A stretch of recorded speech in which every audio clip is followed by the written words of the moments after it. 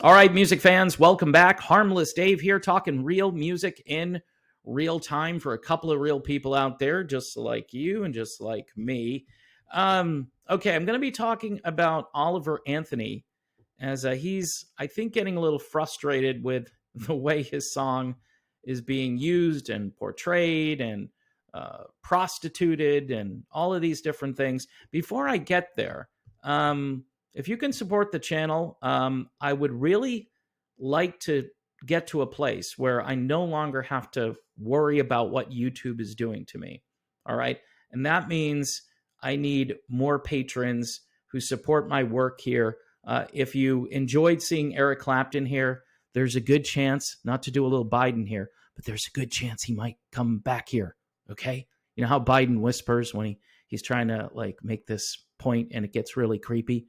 Well, you'll remember of any part of this video. That's the part you'll remember when I did the creepy Biden thing.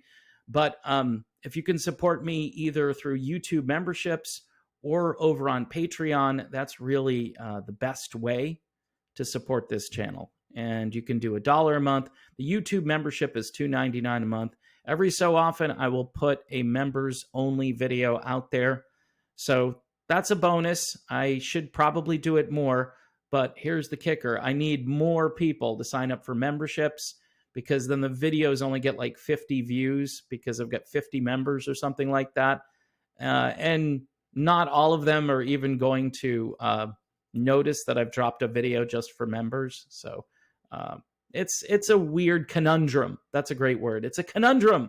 And conundrums abound when it comes to rich men north of Richmond. So here's the story. Oliver Anthony, the Virginia musician whose song Rich Men North of Richmond went viral, said, "I do hate to see that the song is being weaponized." Now, for you folks who are not familiar with my other channel, this is kind of where I'm at. I'm politically homeless, all right? If you're going to convince me that Trump is the answer to all our problems, I'm going to shake my head and say, no, it's us. We are the problem and we need to fix ourselves. Okay, a politician, who's being indicted multiple times, that isn't going to help Oliver Anthony pay his rent. It's not going to help me.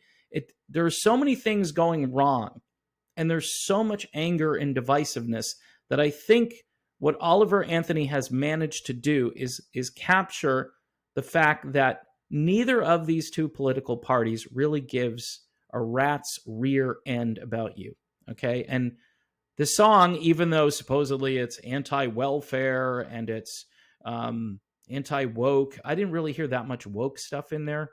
But what I heard was a guy who is tired of being kicked around. He's tired of being on the short end of the stick. He's tired of working really long hours and not getting paid appropriately. I would say he's also tired of how the working class is portrayed in society. The right uses them as a prop, and the left, right now, the way the left is treating them is like they're, beneath their shoes. It's just a weird thing because in the old days, the right really cared mostly about big business and wanting to give tax cuts to big businesses and so forth. Whereas the Democrats used to talk about, the working class and the union workers and all of that stuff. Things are so upside down and confusing now that all of those traditional expectations from the parties have been turned on their head. And I don't even know what populism is at this point. Donald Trump was a populist. Okay. So why aren't we taking care of the people in Maui instead of sending money to Ukraine? Most people they go, well, we need to be the world's superpower. They don't understand why we need to be the world's superpower. They don't, because nobody explains it to them. And there are a bunch of countries doing their own thing out there. So, apart from America, because they're tired of it. Anthony says, it was funny seeing the presidential debate. And he said in his latest post, which was filmed inside a truck, I wrote that song about those people. Oh, I love it. The song with lyrics about high taxes and the wealth of the elite was posted on YouTube. Now, his point is when politicians go to Washington, D.C., and they finish their gig, and that can go on for decades, and I think most of them now are trying to die in office. Dianne Feinstein, Mitch McConnell, they're all just trying to, I'll just stay here until I expire, and then they'll have to put someone else in at that point. But I'm just going to hold on to power. I'm just going to grab onto it. Or guys like Fetterman who are just impaired, like mentally, physically impaired. And that includes Biden, by the way. I mean, and they just hold on to power. And then they become super wealthy. And this is like a playground for the wealthy. And thus, that's why rich men north of Richmond is such a big deal. Conservatives from U.S. Representative Marjorie Taylor Grifting Greene to former Attorney General Ken Cuccinelli voiced their support for the song. Okay, I don't think it's bad to support the song, but Anthony says that the song has nothing to do with Joe Biden. He said, it's a lot bigger than Joe Biden. And he's right.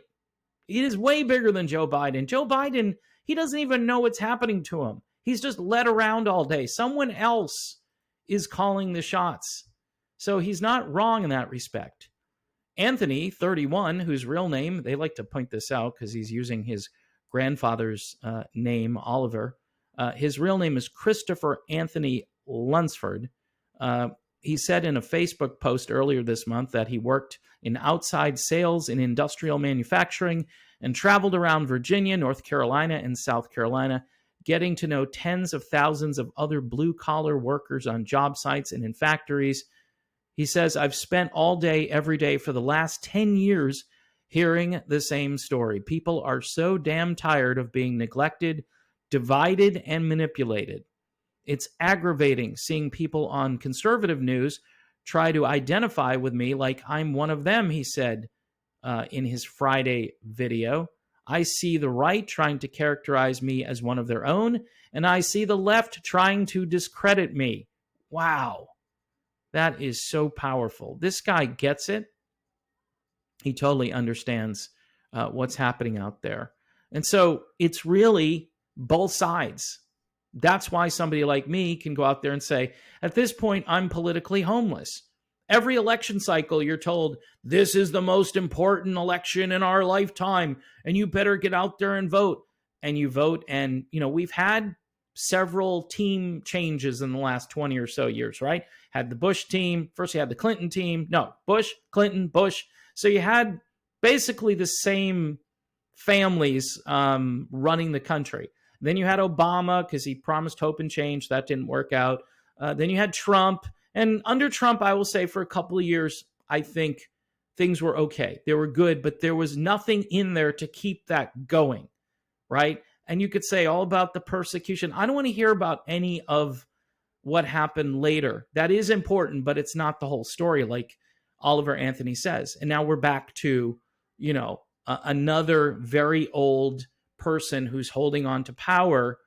And all of these people have gotten rich off of their political journey. How does that make sense? It doesn't. So Oliver Anthony, again, tapping into something I think that's really important. That even though you're watching the horse race, and if you tune into one channel, you're going to get, the R team. You turn into the other channel, you're going to get the D team. And they're going to tell you from their perspective why they're the best, why they're winning.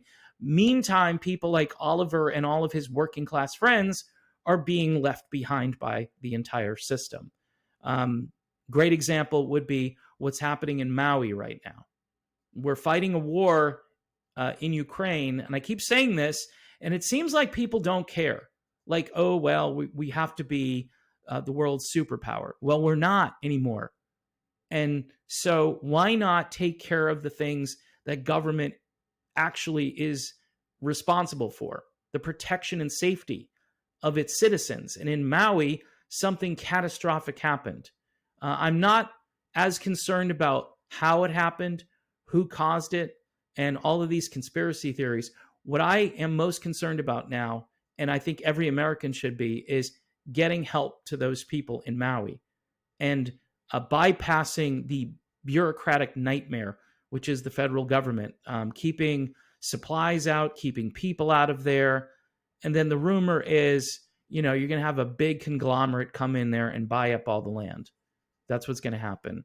And they're going to make, hotels or whatever. And this makes America look like a tin pot dictatorship. And the citizens who make the country work, again, like Oliver Anthony and the people that he associates with, those are the people that make the country work. Those people are the last group of people that are being taken care of in this country. It's hard to do vocational work. It's hard to do manual labor. We've put so much emphasis in this country on, this white collar, college educated, elite Ivy League type of occupation, when we need people who can, do HVAC work and do plumbing and do electrician stuff and all of the things, houses that need to be built. We have a housing crisis right now in this country. Nobody's talking about it, though. I mean, people can't find a place to live. They can't build houses fast enough. And in some places, because interest rates have gone up so much, the people who got the low interest rate, they're not going anywhere. They might want to move somewhere else, but they're not going to do that. So everything is log jammed, and supply and demand. There's not enough supply for the demand. And so, of course, prices go up, and then again, people are priced out of the American dream. So hopefully Oliver Anthony is getting paid by YouTube, right? You would think he's doing well because of the YouTube revenue. And that might be enough to get him into a better situation in his life. But it's very fickle. That's why I say I need patrons over here. I'm tired of asking for money, but again, I guess I'm going to end up being a self-sustaining type of channel. You're seeing this more on alternative platforms. It's kind of sad that we're seeing it here on a platform that supposedly pays out via advertising, which they do, but that has decreased dramatically. And I had half the number of subscribers, and I was doing much better at that time. And my content, honestly, I don't know if it's gotten better or worse, but it's been fairly consistent over the years, except for the fact that now I'm definitely in the political arena. So make sure you check out Politically Homeless. I'll have a link to that. That channel is probably more appropriate for the deeper issues with Oliver Anthony and what he's talking about. I think we need to get away from our political stereotypes. I really do. And the labels. The labels aren't working. The labels don't mean anything anymore.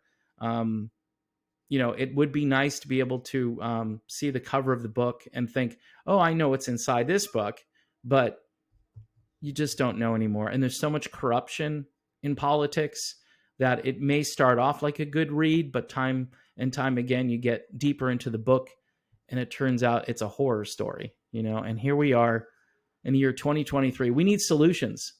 We need ideas. We don't need a circus, right? We don't need mugshots, okay? We don't need mugshots on T-shirts, and that's why we should vote for somebody. It was a great picture, by the way, for those of you who, are into Donald Trump. That's a great pose, but guess what? That's not going to fix the country. It's going to make the tribal people more tribal, and it's going to make the other people on the other side even more determined to stop anyone who comes along and wants to go above all of this nonsense. Politics, again, Frank Zappa, best quote, politics is the entertainment wing of the military-industrial complex. And that's it. That's all I have to say. It's a great quote. It's not mine, and I constantly share it. Thanks to all of you. God bless you all. God bless the world, and I will see you soon.